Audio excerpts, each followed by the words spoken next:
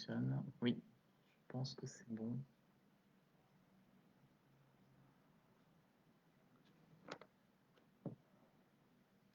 Petit check technique. A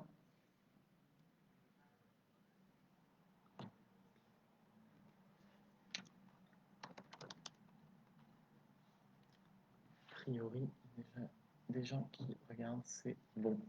La vidéo est en route. Et...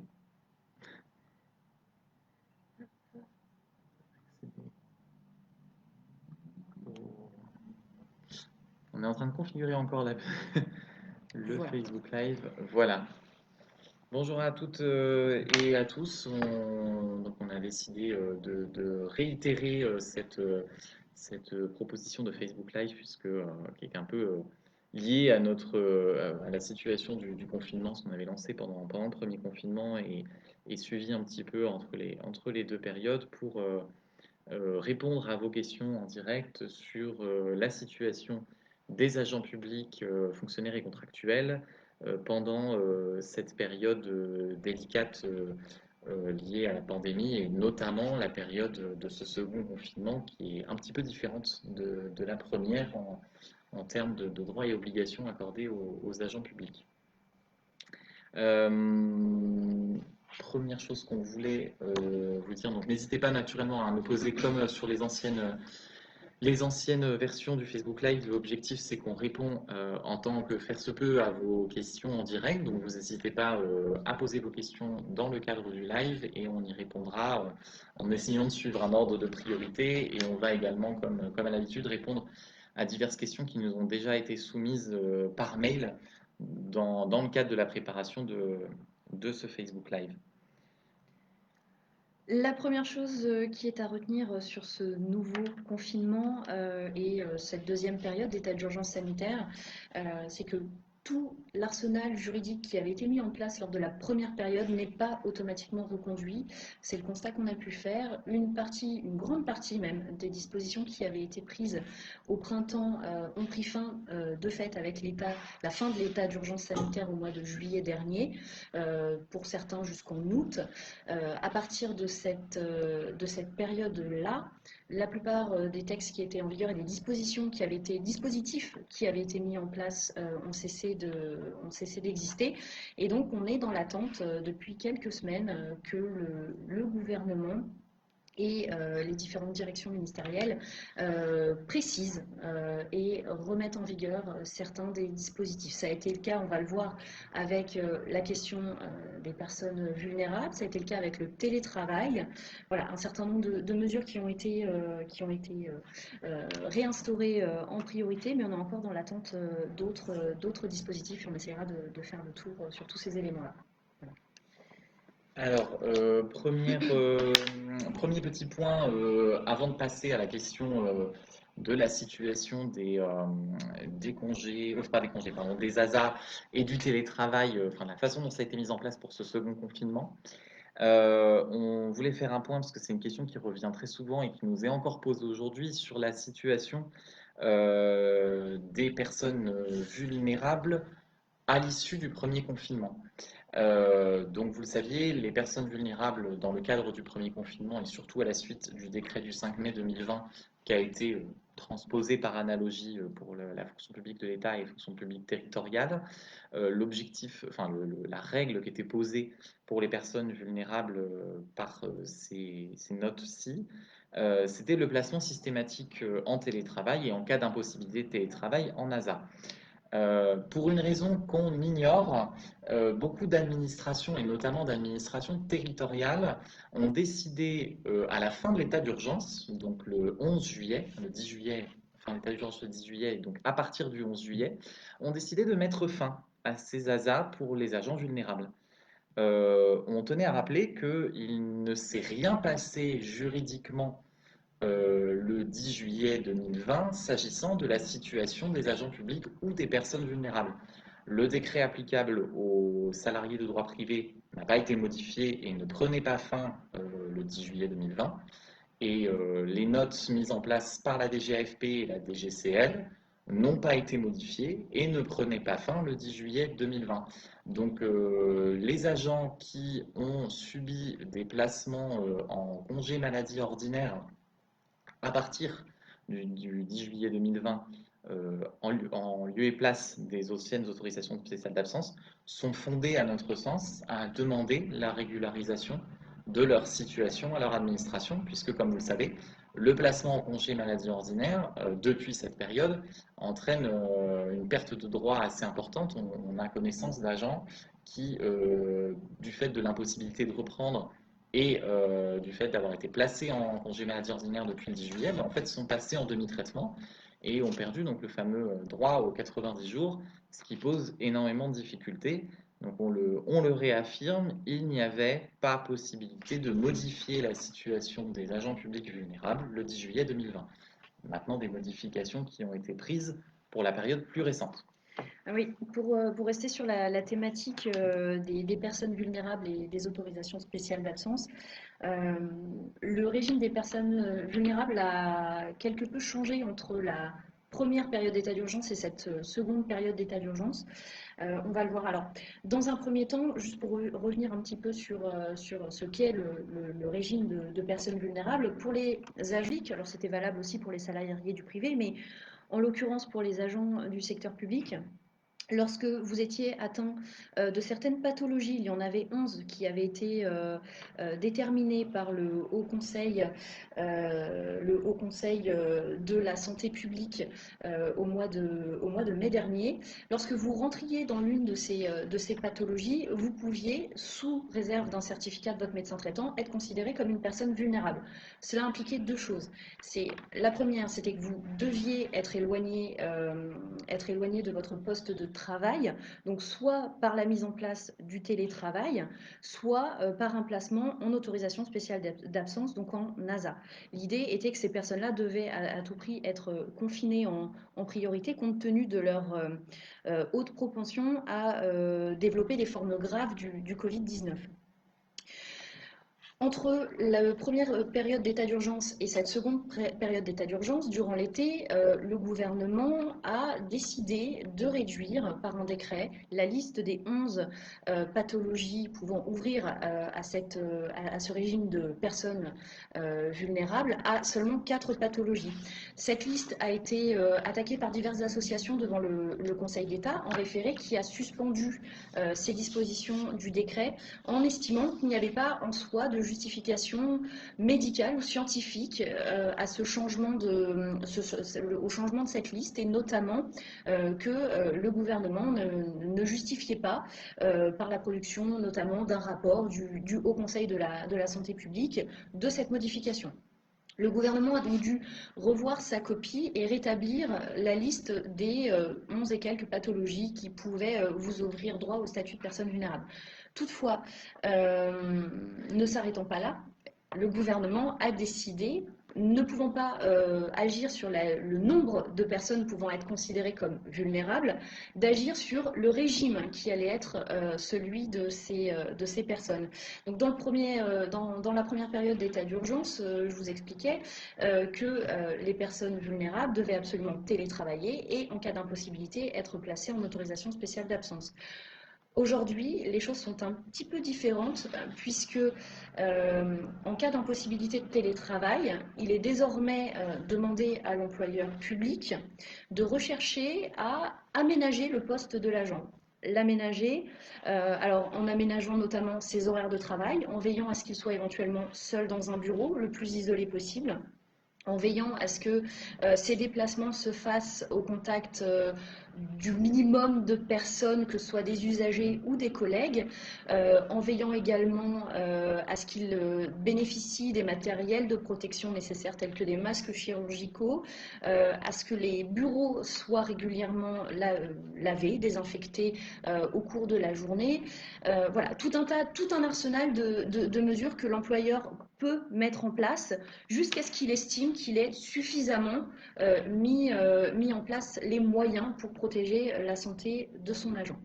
Alors, si jamais il y a un désaccord entre l'agent et l'employeur sur ces mesures, ces aménagements à mettre en place, l'employeur comme l'agent ont la possibilité de saisir le médecin de prévention qui pourra émettre un avis sur l'adaptation du poste et des mesures de sécurité à l'état de santé de l'agent et au risque pour lui éventuellement d'attraper le Covid-19. Alors, la difficulté va être que l'agent qui n'est pas d'accord avec ces aménagements qui lui sont proposés et validés par le médecin du travail, donc va devoir retourner en activité. Ce n'est que si l'employeur estime que ces mesures ne peuvent pas être mises en place afin de protéger suffisamment la santé de l'agent, qu'il va pouvoir, in fine, le placer en ASA. Voilà. Donc on voit bien le but de ces nouvelles dispositions est que les agents soient en activité à tout prix, de préférence en télétravail, en cas d'impossibilité avec des aménagements de leur poste et de leurs conditions de travail, et en tout dernier recours en ASA. L'activité est le principe, l'ASA l'exception. Voilà.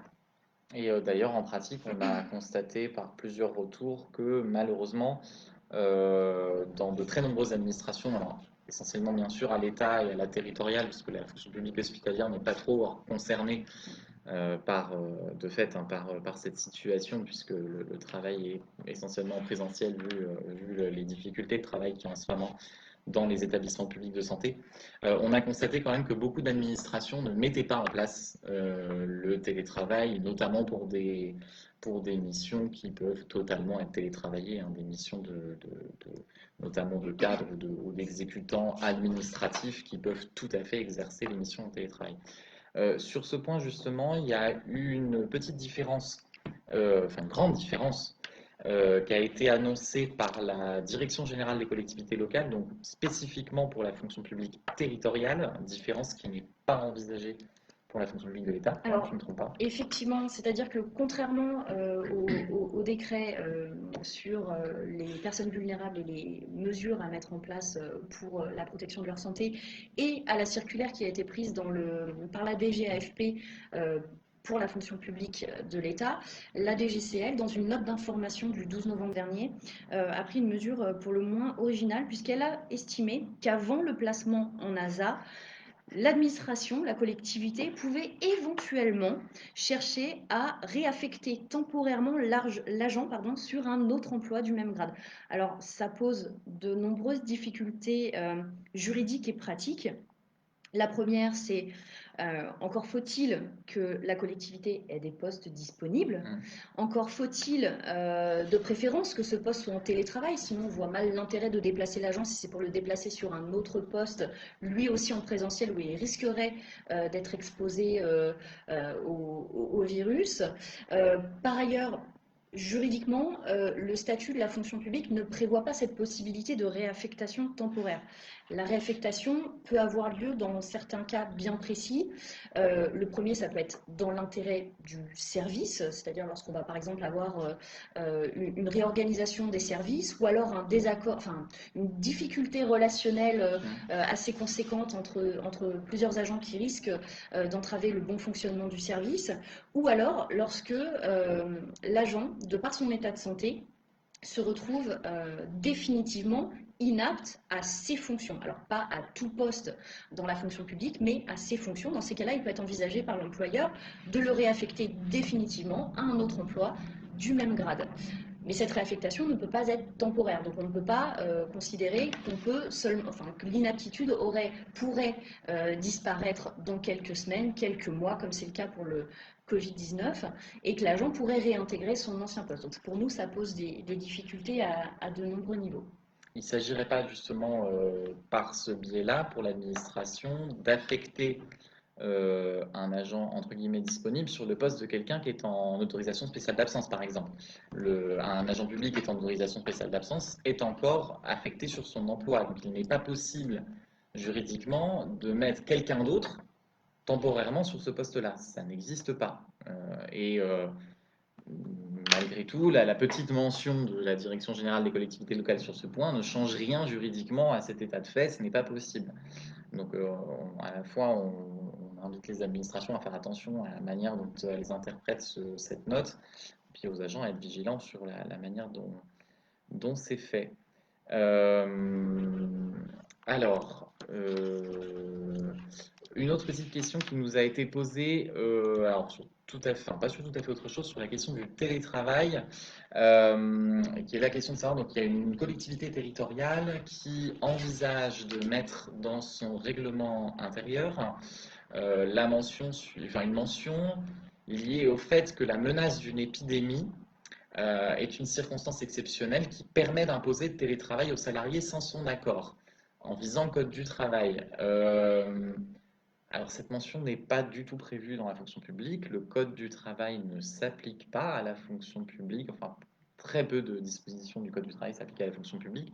Pour le télétravail, on a si tu me coupes si je me trompe, on a un décret qui a été publié en cette année pour redéfinir les règles du télétravail dans le cadre de la loi de transformation de la fonction publique. Et les notes et circulaires de la DGAFP et de la GGCL précisent les conditions d'application du télétravail pour la période de pandémie. En revanche, il n'est pas possible d'inscrire, dans notre sens, dans un règlement intérieur que, conformément au Code du travail, les agents publics pourront se voir imposer du télétravail dans le cadre d'une épidémie. C'est lié aux circonstances particulières du coronavirus. Dans le cadre des notes qui ont été prises spécifiquement pour cette situation, là, actuellement, au mois de novembre, il n'y a pas de texte généralisé qui permette d'imposer le télétravail dans la fonction publique. Non. Voilà. Le télétravail dans la fonction publique, hors situation particulière comme cette crise sanitaire, va être soumise à l'accord de l'agent et de l'administration sur le nombre de jours, les modalités, le lieu où va se dérouler le télétravail et les différents moyens qui vont lui être accordés pour exercer sa mission. Donc on ne peut vraiment pas en faire une généralité pour les services. Donc il est clair que cet article du Code du travail ne pourra pas être mis en application. Alors, on a une autre question qui nous est posée en direct sur la mise à jour du 5 novembre relative au certificat, j'imagine, qui doit être transmis dans le cadre des personnes vulnérables. Savoir si le fait que le certificat doit préciser si la personne appartient à une des catégories prévues par voie réglementaire et si c'est légal. Oui, de fait, le certificat doit préciser. Alors, le certificat ne doit pas, nous on lit, enfin moi je lis ça comme ça, le certificat ne doit pas préciser à quelle catégorie appartient l'agent. Il doit en revanche préciser que l'agent appartient à l'une des catégories prévues par le décret. En gros, que le certificat doit préciser que l'agent est un agent vulnérable, sans préciser la raison de la pathologie. La raison de la pathologie reste soumise au secret médical. Mais le certificat, d'ailleurs comme en droit du travail, précise que que l'agent est dans l'une des situations d'être un agent vulnérable qui ne peut pas travailler en présentiel sans préciser laquelle des pathologies est concernée, naturellement. La circulaire de la DGAFP et la note de la DGCL précisent bien qu'il faut simplement que l'agent transmette à son employeur un certificat d'un médecin traitant. Voilà. Il n'y a pas de mention particulière à porter, il n'y a pas de condition d'indication de la pathologie, puisque ce serait une violation du secret médical. Donc pour l'instant, c'est quelque chose de plus simple, de plutôt simple à mettre en œuvre, et l'employeur ne pourrait pas exiger que l'agent lui fasse connaître la pathologie en question. Alors on attire l'attention sur la personne qui nous a posé la question, parle d'une mise à jour d'une 5 novembre 2020. Attention, s'agissant des personnes vulnérables, alors c'est un peu compliqué en ce moment parce qu'il y a des textes toutes les semaines, mais s'agissant des personnes vulnérables pour la fonction publique territoriale, la dernière note d'information de la DGCL date du 12 novembre dernier. Elle fait suite au décret du 10 novembre. Et la DGAFP, c'est une circulaire C'est une circulaire du 10 novembre. Du 10 novembre, du même jour. Donc voilà, maintenant pour les personnes vulnérables, on est sur les deux textes, entre guillemets, du 10 novembre et du 12 novembre, alors sauf mise à jour, encore une fois, de la foire aux questions, enfin, ou du question-réponse de la DGAFP et de la DGCL en application de ces notes.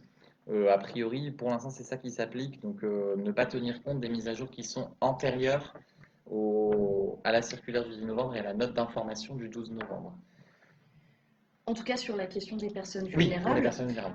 Après, vous avez d'autres questions telles que l'organisation pratique des activités des administrations et notamment dans la fonction publique de l'État et la fonction publique territoriale, sur l'application du télétravail, sur l'organisation de l'activité réduite, l'organisation des services, le fait de pouvoir éventuellement organiser le redéploiement temporaire d'activité vers d'autres fonctions, la modulation du temps de travail et des horaires de travail des agents pour faire en sorte que les services restent ouverts malgré tout, ou en tout cas que les agents puissent rester actifs, et puis éventuellement de s'organiser avec les agents, avec leur accord, ça c'est quelque chose sur lequel on avait insisté lors de nos Oui. premiers lives, le dépôt de jours de congés annuels.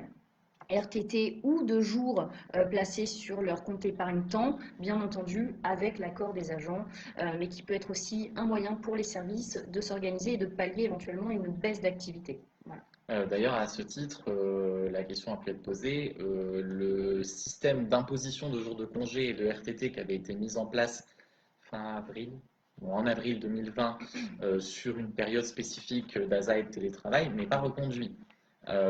Cette ordonnance a pris fin. D'ailleurs, on l'avait déjà noté dans le cadre d'un Facebook Live en juin dernier, mais le décret avait une période, enfin le décret, l'ordonnance, pardon, avait une période d'application qui s'est terminée. Les administrations qui auraient loupé le coche, entre guillemets, ne peuvent pas revenir dessus.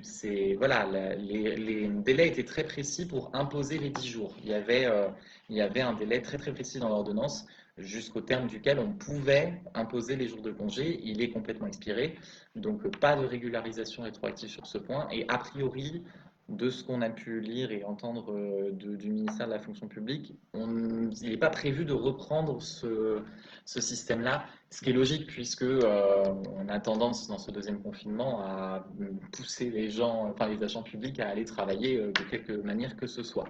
Oui, c'est vraiment un changement d'état d'esprit entre le premier et le second confinement où le but est que l'activité des services publics soit maintenue au maximum, quitte à réduire éventuellement l'ouverture des services et les horaires de travail des agents, mais de maintenir les activités, de ne pas fermer les services, ça c'est clairement la priorité et ça se voit à la fois dans un petit peu le recul du périmètre des ASA, ça se voit aussi dans l'insistance qui a été faite par notamment la ministre en charge de la fonction publique dans sa circulaire du mois d'octobre dernier. Voilà, on voit bien que l'important est avant tout que l'activité, quelles que soient ses formes, continue de se dérouler.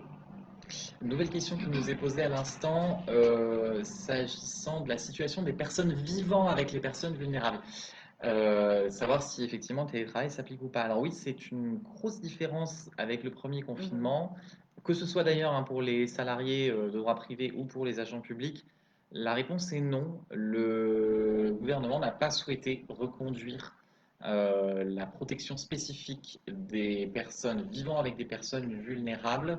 Et d'ailleurs, le Conseil d'État a validé ce point de vue, puisque dans l'ordonnance qui avait annulé une partie du décret du 29 août, le Conseil d'État, de mémoire, spécifiquement dit que s'agissant des personnes accompagnant ou vivant avec des personnes vulnérables, il n'y avait pas de difficulté à les retirer du dispositif.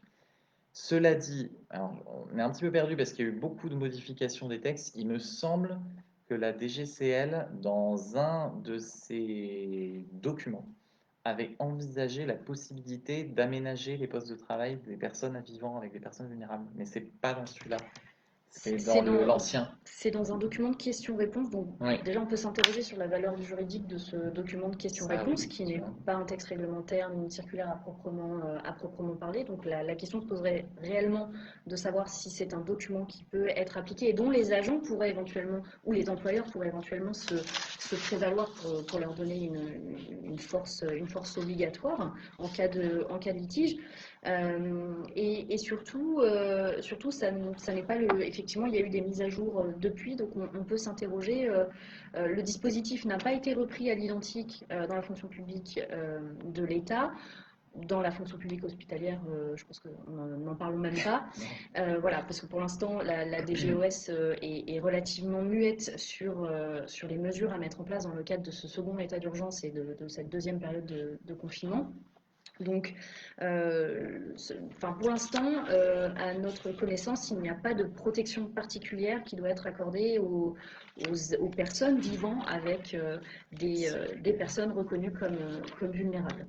Alors, je retrouve justement l'élément dans lequel je l'avais. Donc là, alors, le problème, c'est qu'il faut, je ne sais pas si on a la circulaire ici, la circulaire de la DGFP. J'ai la celle de la DGCL. En fait, c'est dans une note, alors, je ne sais plus ce qu'il en était pour la DGCL, mais dans une note du 2 novembre, la DGAFP avait bien indiqué, elle, que les conjoints des personnes vulnérables devaient être placés en télétravail en priorité et en cas d'impossibilité de télétravail, mettre en place donc les mesures spécifiques d'aménagement du poste de travail, insister sur les gestes barrières, etc.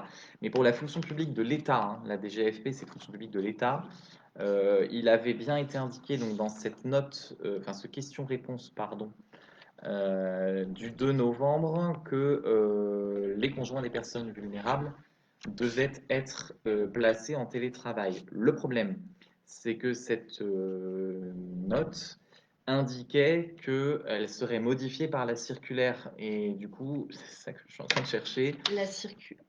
C'est pas celle-ci. Non, c'est celle-ci, c'est la Circulaire circulaire du du 10 10 novembre. novembre. Et je crains que dans la Non, ça n'a circulaire pas du été 10 repris. novembre, ça n'ait pas été repris. Alors, cela dit, la circulaire du 10 novembre ne parle pas des conjoints des personnes vulnérables. Donc, en fait, c'est très compliqué de vous répondre de manière très précise puisque la valeur juridique des questions-réponses de la DGAFP est constamment remise en cause puisque ce ne sont que des questions-réponses. Du coup, c'est compliqué puisque la dernière question-réponse qui mentionnait la situation des conjoints de personnes vulnérables n'est pas reprise dans la circulaire. Marine me fait non. Je ne sais pas ce qu'il en est de la DGCL pour les fonctionnaires territoriaux. Dans sa version du 5 novembre,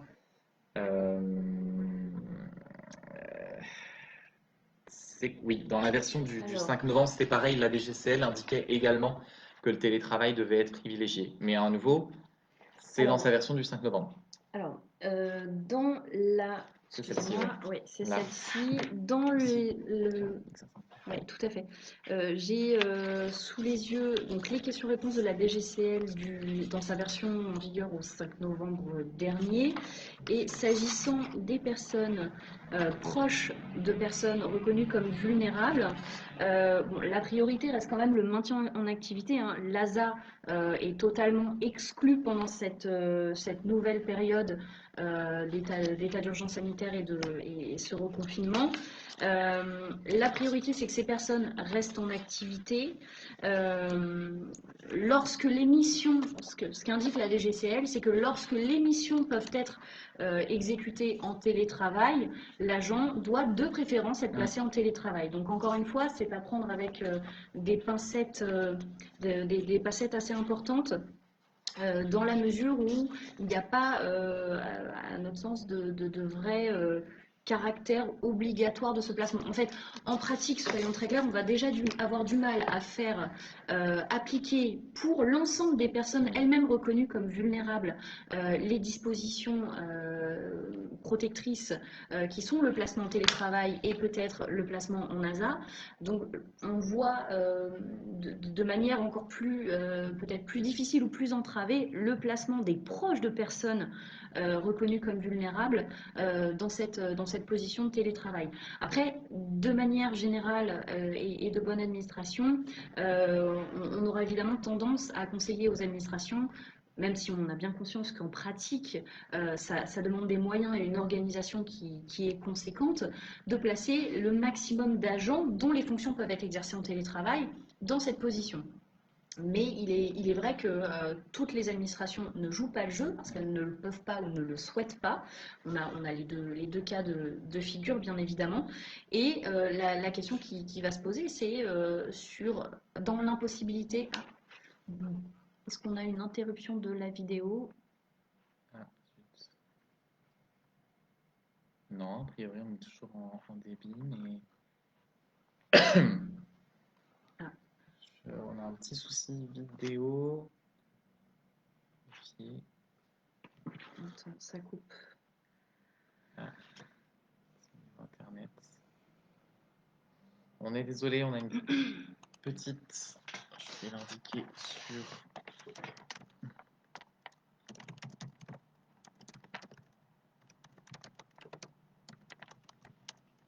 Alors,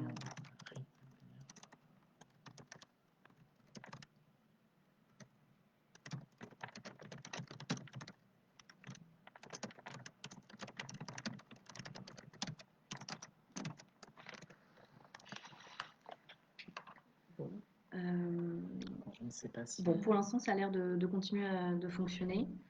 Euh, est-ce que... C'est pas du tout. C'est un petit peu perdu parce qu'il y a eu trop. On essaye, navré, hein, si vous nous voyez toujours, mais a priori la vidéo coupe un petit peu. On essaye de récupérer la qualité de la vidéo. Euh,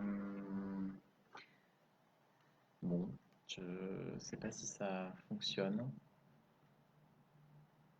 Ouais, Bon, a ok. priori on A arrive à priori, ça fonctionne fonctionner, un petit donc peu. vous nous excuserez si ça coupe un peu encore. On en était à quel sujet? Le placement en Oui, ASA, enfin en télétravail, pardon, des proches de personnes vulnérables. Donc évidemment, hein, c'est une question de bon sens et de bonne... non, non, on non, bouge plus pas du là, tout. pardon. C'est une question de bon sens et de bonne pratique pour les administrations. Le but, c'est de protéger évidemment le maximum d'agents possible. Voilà. Toutefois, on sait très bien que ça va être déjà un placement difficile pour les personnes elles-mêmes reconnues comme vulnérables de faire valoir ce droit, hein, au télétravail. Et ça risque d'être d'autant plus difficile pour les personnes qui sont seulement proches de personnes vulnérables. Voilà. On a d'autres questions posées en direct et on espère que la vidéo continue de fonctionner puisque chez nous c'est un peu délicat. Euh, alors, euh, on a une question étonnante qu'on nous a jamais posée, de savoir s'il était vrai qu'un fonctionnaire territorial ne peut bénéficier que de 3 mois d'autorisation spéciale d'absence. Alors non, Il n'y a pas de limite à l'autorisation spéciale d'absence, pas surtout du tout. celle en période de Covid. Elle n'a été jusque-là encadrée par aucun texte qui l'aurait limitée dans le temps. Voilà, c'est une position, pour le coup, c'est une position un petit peu de sauvegarde dont on s'est rappelé l'existence lors de la première période de confinement. Et il n'y a jamais eu de texte, que ce soit une loi, un règlement, un décret, une circulaire, qui ait éventuellement limité le nombre de jours d'ASA Covid que vous pourriez Hum, dont vous pourriez éventuellement bénéficier. Voilà. Alors après, sur les autorisations spéciales d'absence tenant à d'autres situations comme les mariages, les déménagements, les fêtes religieuses, on va être dans d'autres. Évidemment, on a un encadrement particulier, on les limite à quelques jours selon la situation, mais pour ces ASA Covid, on ne se trouve absolument pas limité par quelques textes que ce soit hum. à ce niveau-là.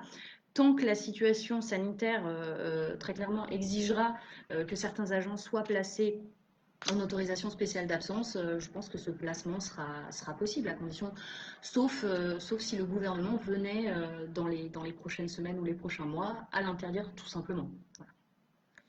Voilà. Autre question, alors je suis pas sûr de bien comprendre, qui nous est posée par la FAFPT, de savoir si la prise de jours RTT et CA, jours RTT, donc jours de congé annuel, entre le 17 avril et fin avril, donc au titre de l'ordonnance qui avait été prise en avril d'imposer les jours, si ces jours sont comptabilisés pour obtenir 1 ou 2 jours supplémentaires. Je dois avouer ne pas comprendre la question. Vous voulez peut-être parler des jours de fractionnement. Cela dit, les jours de fractionnement sont liés pour moi à certaines périodes spécifiques. Je ne pense pas Enfin, il n'y avait pas de règle spécifique sur ce point, c'était les jours de congé imposés. Là, sans précision, ça ne me parle pas. Ça me permet de faire une petite aparté sur le fait que faut faire absolument attention puisque je sais qu'il y a certaines collectivités qui continuaient à maintenir des systèmes de congés annuels dérogatoires avec plus de jours, des calculs de jours supplémentaires, etc. Depuis la loi du 6 août 2019, les régimes dérogatoires de congés annuels dans la fonction publique territoriale sont illégaux, hein, c'est terminé. L'ensemble de la fonction publique d'État territorial et hospitalière d'ailleurs, doit se mettre au pas du système généralisé des 1607 heures et des 25 jours de congé annuel.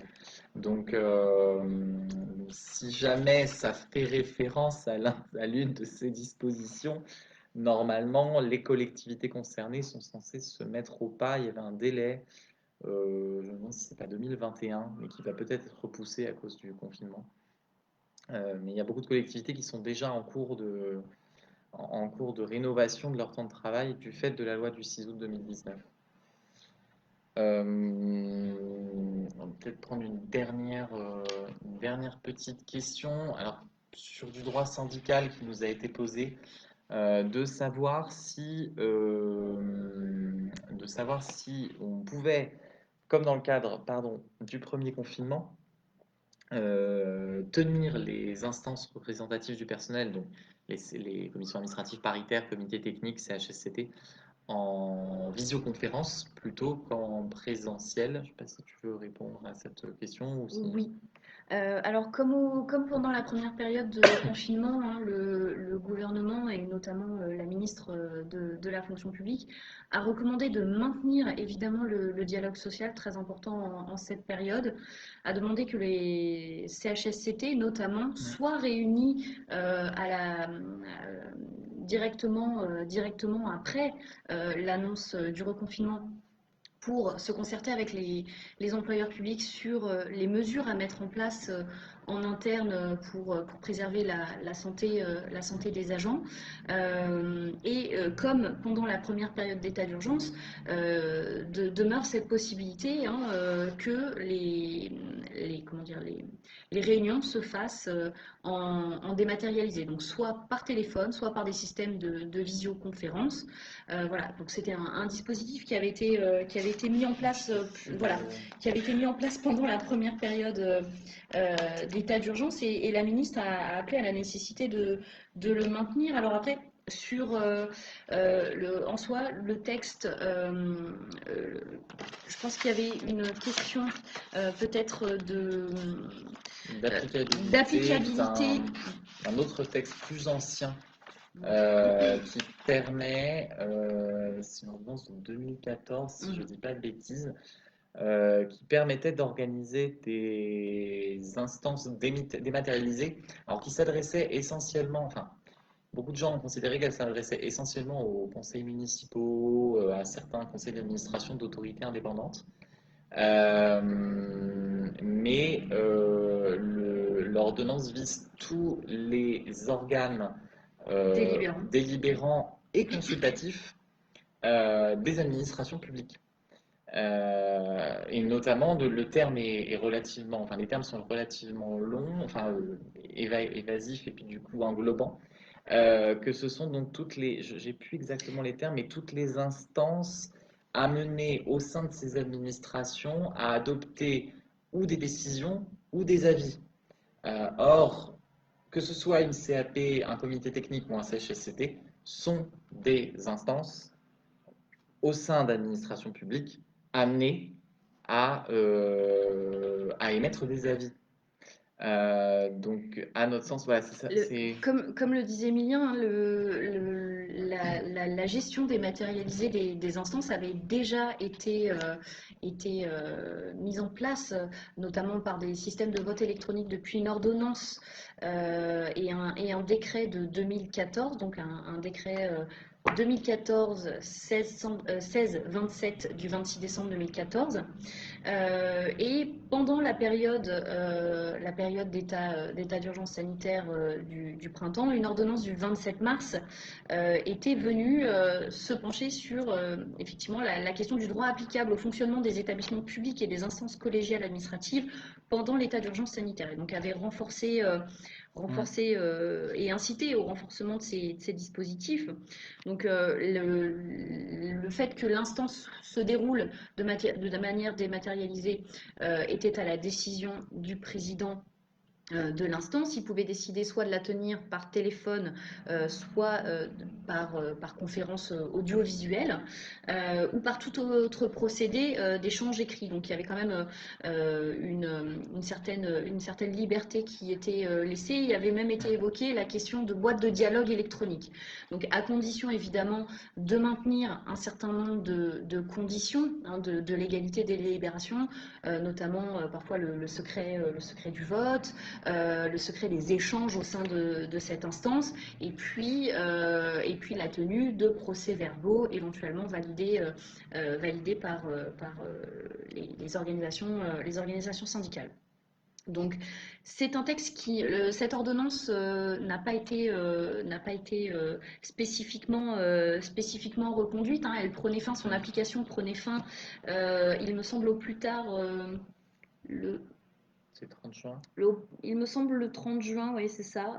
Mandat suffit pour jusqu'à la nomination. C'est le 30 juin. Voilà. Donc c'est pas l'ordonnance du 27 mars n'a pas été spécifiquement reconduite pour cette seconde période d'état d'urgence. Pour autant, les textes de 2014 sont toujours en application, et à notre sens, l'intérêt de maintenir le dialogue social impliquerait que, à défaut de pouvoir réunir les organisations syndicales et les instances représentatives du personnel, il serait de bonne pratique de chercher au moins à ce que ces réunions puissent se tenir de manière provisoire, de manière dématérialisée, notamment pour l'organisation actuelle, la validation des positions dans lesquelles travaillent les agents actuellement. Il ne faut pas oublier que le CHSCT est compétent lorsque l'on modifie les conditions d'organisation du travail des agents. Et donc, le fait de placer un certain nombre d'agents en télétravail pendant cette période, c'est une question qui aurait dû et qui devrait être soumise, si cela n'a pas encore été le cas, être soumise au CHSCT par les différentes administrations. D'ailleurs, globalement, la ministre de la fonction publique, depuis,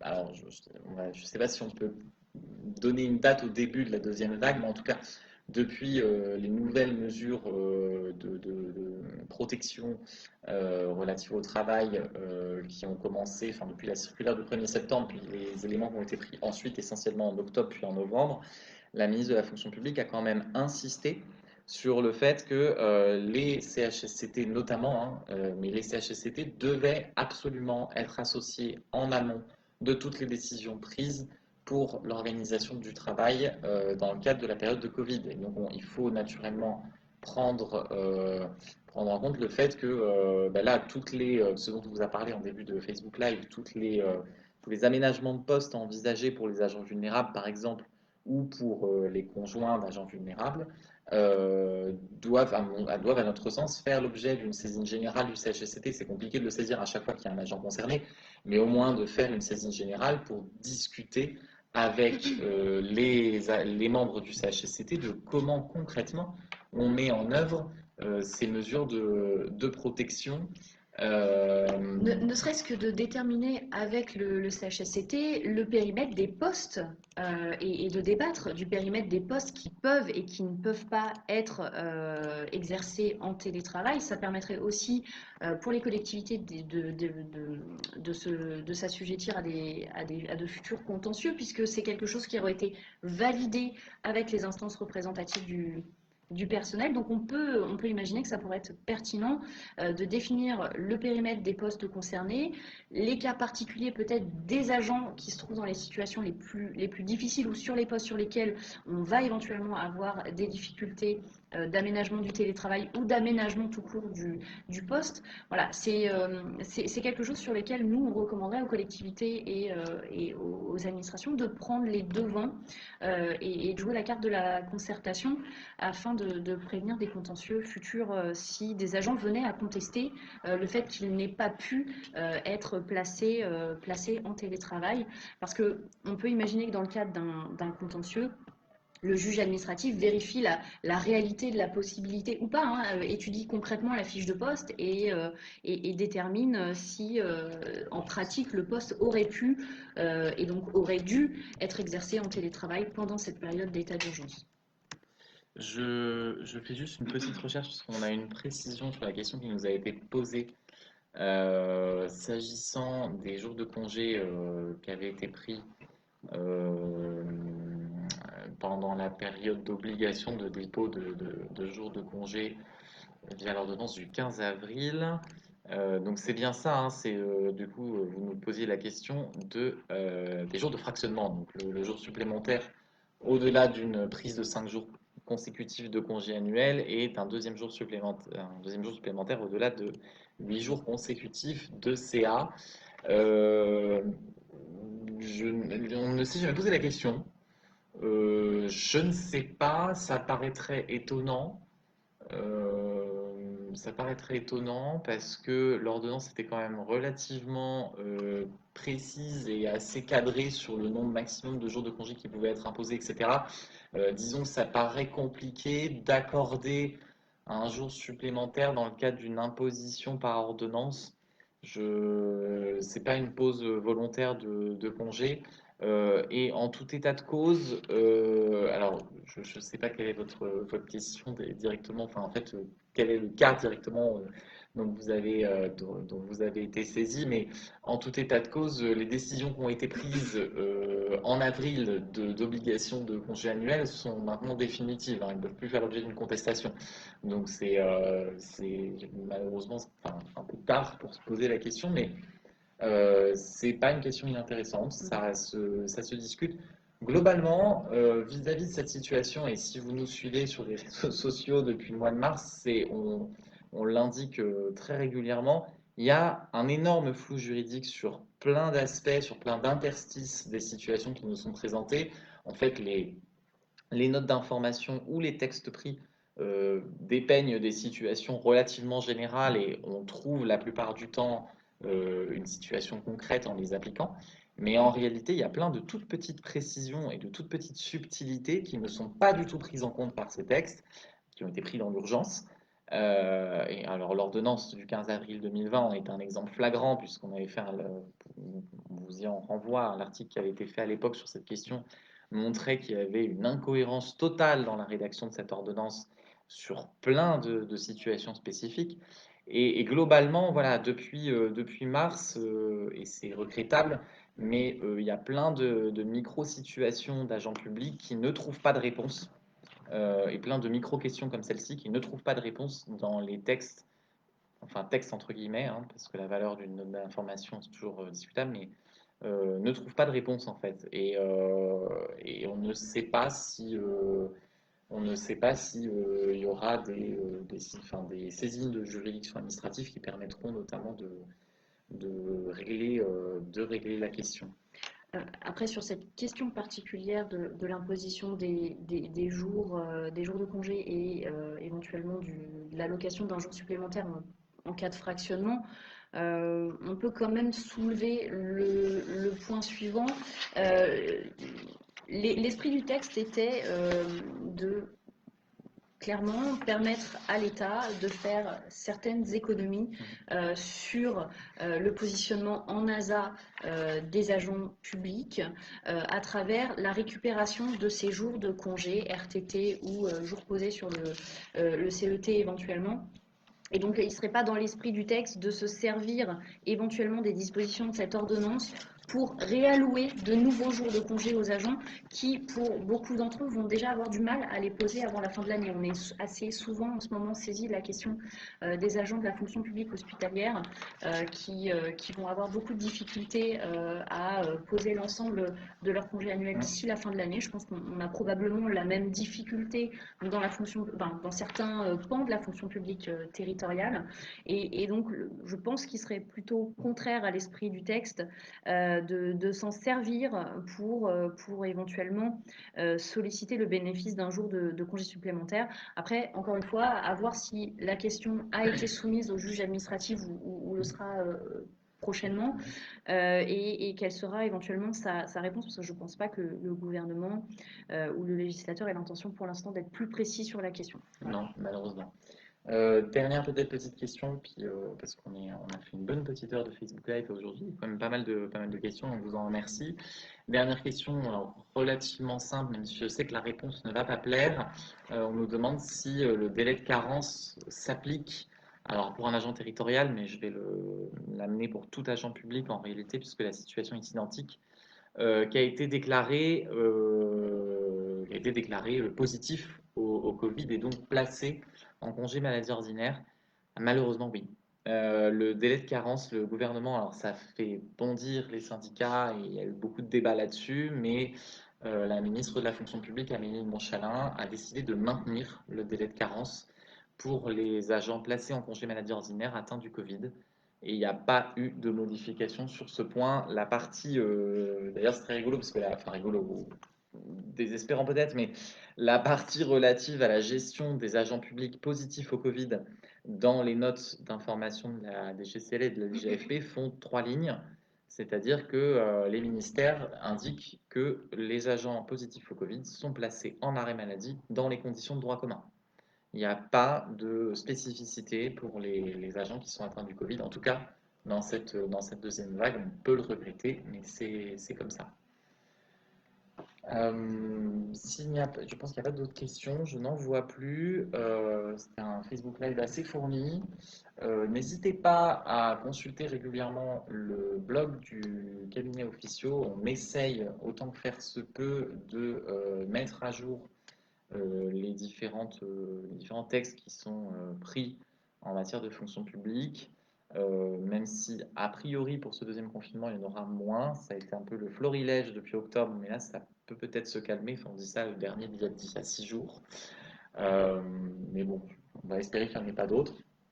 Mais on va continuer à vous tenir informés de notre analyse de ce qui se passe, avec toujours ce leitmotiv, mais qui est réel, on vous explique quels sont les documents pris, avec toujours l'interrogation sur leur valeur juridique, hein, qui est le grand problème. On pensait que le deuxième confinement allait permettre de prendre des textes clairs. La DGFP a fait un petit effort, on est passé sur des circulaires, donc voilà, la valeur est quand même un peu plus stricte. Côté des GCL, on est toujours sur des notes d'information. Et des questions-réponses. Et des questions-réponses. Et côté fonction publique hospitalière, le silence est toujours un petit peu de mise, malheureusement. Et on sait malheureusement depuis le premier confinement, que certains établissements hospitaliers, faute de textes réellement applicables dans la fonction publique hospitalière, refusent de mettre en place des dispositifs spécifiques pour les agents vulnérables, pour les agents qui doivent télétravailler, etc. etc. N'hésitez pas à nous transmettre vos questions dans l'intervalle et puis ça nous permettra éventuellement d'organiser un prochain Facebook Live dans quelques semaines. Voilà. Bonne soirée à vous. Bonne soirée.